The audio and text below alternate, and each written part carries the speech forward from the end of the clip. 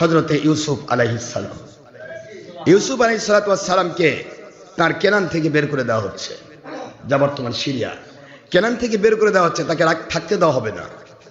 ভাইয়েরা বলে দিল, বিক্রি করলাম তোকে 18 বা 20 দিরহাম, 20 টাকার বিনিময়ে।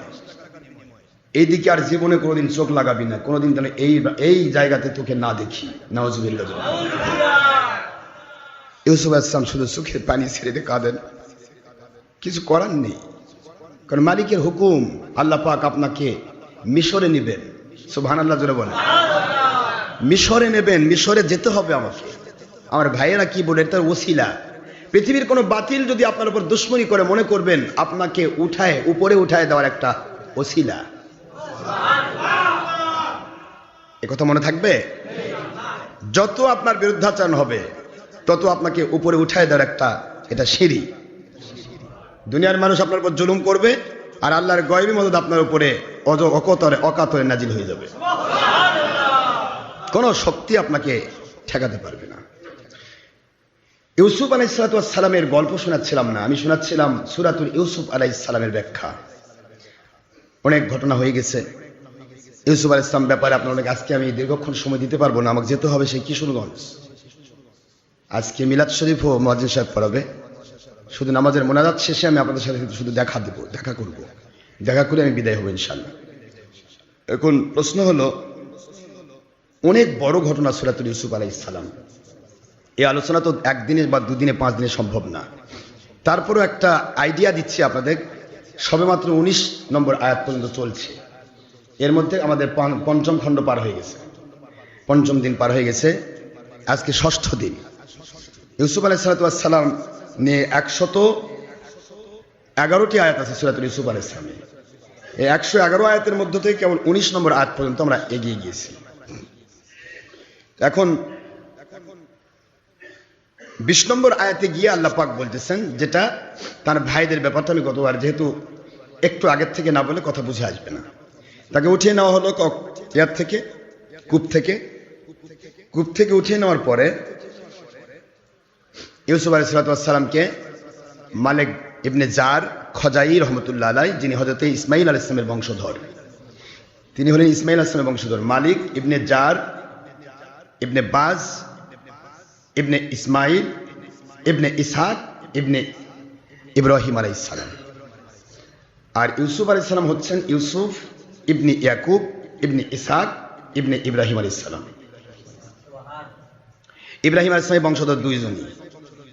যিনি ওনাকে ট্রান্সফার করাচ্ছেন তিনিও ওনারই বংশের মানুষ। সুবহানাল্লাহ। ইব্রাহিম আলাইহিস সালামের বংশের মানুষ। তো রাস্তার মধ্যে নিয়ে যাওয়ার সময় তো অনেক ঘটনা ঘটেছে, আপনারা শুনেছেন গত জুমাতে। তারা বিক্রি করলো কি পরিমাণ টাকা দিয়ে, এই কথাটা আল্লাহ কোরআনে তুলে ধরেছেন, এবং কত টাকা দিয়ে ক্রয় করা হচ্ছে।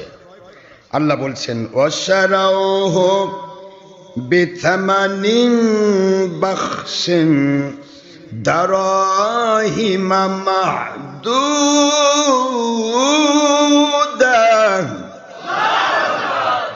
আল্লাহ বলেন, শয়তান মানুষের উপর ভর করলে সে কত নিচে নেমে যায়। একজন নবীকে সারা জগৎ দিয়ে কেনা যায় না, একজন নবীকে সারা জগৎ দিয়ে বিক্রি করা যায় না। নবী আল্লাহর মনোনীত। সারা জগৎ এক পাল্লায়, একজন নবী এক পাল্লায়, নবীর ওজন বেড়ে যাবে। নবী শব্দের অর্থই না বা এমবি নবিয়ান। এই নবী শব্দের অর্থই একবারে স্পষ্ট, সকল কিতাব এবং শেফা শরীফ কাজী আয়াজ শরে শেফা মোল্লারি কারি সকলের কিতাব একই। নবী শব্দের অর্থই হচ্ছে পৃথিবীবাসী যা জানতো না, সেই অজানা গায়েবের সংবাদ আল্লাহর পক্ষ থেকে যিনি দেন তিনি নবী। এটা নবী শব্দের অর্থ। নবী মানে সংবাদ বাহক, সংবাদদাতা। আল্লাহ বলতেছেন, রে দুনিয়ার মানুষ, নবীর সন্তানদের উপরেও শয়তান ভর করে। এইটা বুঝিয়ে দেওয়ার জন্য বললেন, ও সারাও বি বাখসিন, একেবারে স্বল্প মূল্য। সারাও বিক্রি করে দিল ওই সমস্ত ভাইয়েরা, হু আমার ইউসুফ নবী আলাইহিস সালামকে বিক্রি করে দিল কি দিয়া? যদি বেশি অর্থ হতো তাও হতো। বাকসিন মানে একবারে নগণ্য মূল্য। দারহিম, অতি অল্প মূল্য।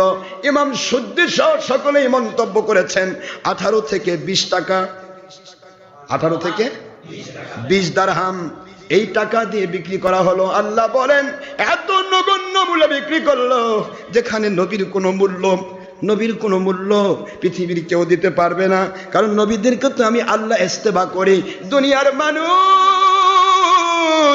জোর করে জুলুম করে নয়, আমল করতে করতে করতে করতে ইমান ভালো রেখে আমল করতে করতে করতে করতে দিনরাত 24 ঘন্টা মুরাকাবা, মুশাহাদা, রিয়াদাত, মুশাক্কাত কষ্ট করতে করতে ওই মানুষগুলি অতিরিক্ত হলে আল্লাহর ওলির পরব পেতে পারে, আল্লাহ পাক তাকে ওলির মর্যাদা দিতে পারেন। কিন্তু দুনিয়াতে কষ্ট করে ক্লেশ করে নিজেকে যোগ্যতা দিয়ে প্রচেষ্টা করে নবীর মর্যাদা পাওয়া যায় না। নবী হলো ইস্তিবা। আমার আল্লাহ বলেন আমি নিজে কুদরত থেকে যাকে মনোনয়ন করি সেই হয় নিষ্পাপ মাসুম নবী। নবীদের নবুয়ত আল্লাহর কুদরত থেকে নাজিল হয়, আর ওলিদের বেলায়েত নবীদের পদ মুবারক থেকে বের হয়ে যায়। নবীকে বিক্রি করা হচ্ছে। আল্লাহ বললেন দারাবাখসিন দারাহিমা মাহদুদা, আল্লাহ বলেন অতি অল্প মূল্যে তারা বিক্রি করলো। ওয়াকানু ফিহি মিনাজ, বলেন ওয়াকানু ফিহি মিনাজ জাহিদিন,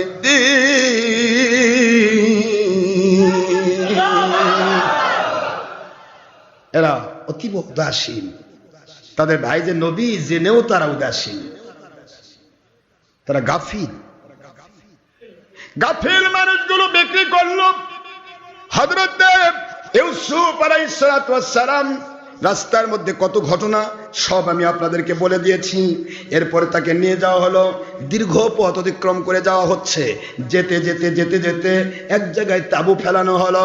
তাঁবু ফেলায়া যখন তিনি রাতের অন্ধকারে আল্লাহর কুদরতের কাছে দুখানা হাত তুলে মোনাজাত করছেন, মালেক এবং তার বন্ধু ফালেক দুইজন চিন্তা করে এই ছোট্ট মাসুম অল্প বয়স এ রাতের অন্ধকারে কি করে। দেখা যায় রাতের অন্ধকারে দু চোখের পানি ছেড়ে দিয়ে আল্লাহর কুদরতের কাছে কাঁদে। ফালেক বলে আমি বুঝতে পেরেছি আমার ইস্তার খোদার কাছে আমি কতবার বৃষ্টি চেয়েছি, আমার এলাকার মধ্যে 1 মাস ধরে বৃষ্টি নাই। আমি ইউসুফ আলাইহিস সালামকে একবার শুধু বললাম, ও ছোট্ট মানুষ ইউসুফ, আপনার খেদমতে বলতে চাই, আপনি রাতের অন্ধকারে যখন আল্লাহর কাছে হাত তুলেন, আপনার মালিকের কাছে যখন হাত তুলেন, তখন দেখা যায় আল্লাহর খাস রহমত আপনার উপর নাজিল হচ্ছে।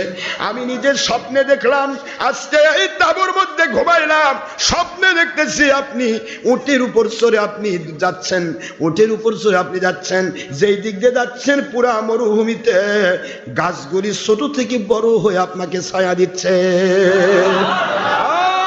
ইউসুফ আলাইহিস সালাম আপনার খেদমতে বলবো, একটিবার আমাকে দয়া করে আমার এলাকার বৃষ্টির জন্য আপনার মালিককে বলুন। ইউসুফ আলাইহিস সালাম কিছুই বললেন না, একটি কথা বলেছিলেন, দোয়াও করলেন না।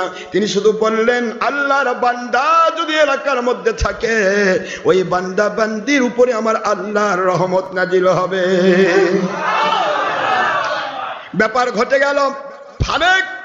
ফারেক যখন বলেছে আপনার রব, আপনার মালিক সবচাইতে বড়, তিনি রাতের অন্ধকারেও তাকে পাওয়া যায়, দিনের আলোতেও তার কাছে ডাকলে পাওয়া যায়।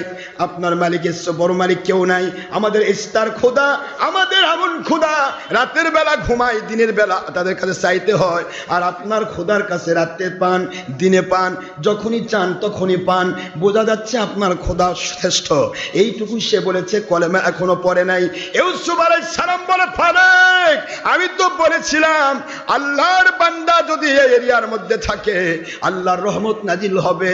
আপনি তো আমার আল্লাহর প্রতি ঈমান এনেছেন, আপনার সমস্ত বর্ণনায় এক আল্লাহর প্রতি ঈমানের একটা বহি বহিঃপ্রকাশ।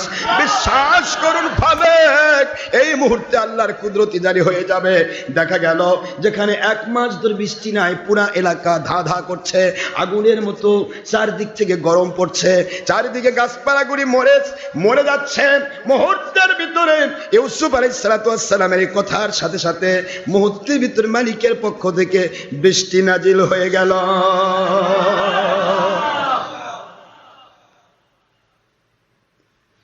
রহমতের নবীদেরকে তাড়িয়ে দেয় সমস্ত আযাব গজব প্রাপ্ত মানুষেরা, ঠিক না ঠিক?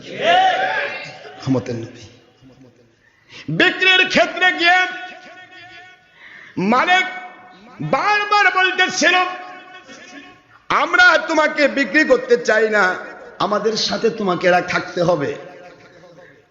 ইউসুফ আলাইহিস সালাম বলেন, দয়া করে আমাকে বিক্রি করে দেন, কারণ আমি আপনাদের সাথে থাকার জন্য আমাকে এখানে পাঠানো হয় নাই, এখানে আমাকে পাঠানো হয়েছে আমার মালিকের পক্ষ থেকে। কোথায় কেনান, কোথায় মিশর, রাস্তার মাঝখানে বহুত ঘটনা। মিশরে গিয়ে তারা বিক্রি করতে চায় না, যে তোমার ভিতরে যা দেখলাম,